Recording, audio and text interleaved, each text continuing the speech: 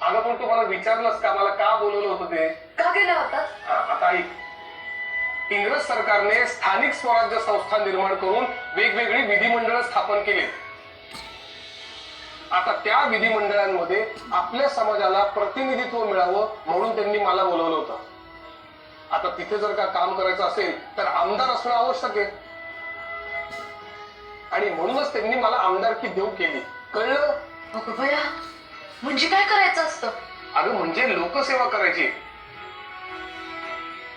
म्हणजे बघा, शाळा उभारणे, हॉस्टेल्स उभारणे, वेगवेगळ्या सामाजिक कामांकरता फंड गोळा करणे, अन्याय अत्याचार याचा आढावा घेऊन त्याप्रमाणे उपाययोजना राबवणे, अशी सगळी कामं करायची असतात. अगं बया, म्हणजे तुम्ही लोकांचे पुढारी होणार आहात.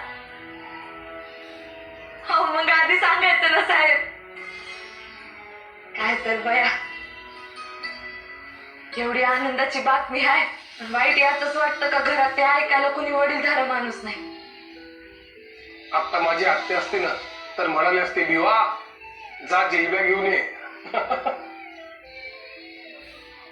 आणि म्हणजे असते तर त्यांनी कौतुक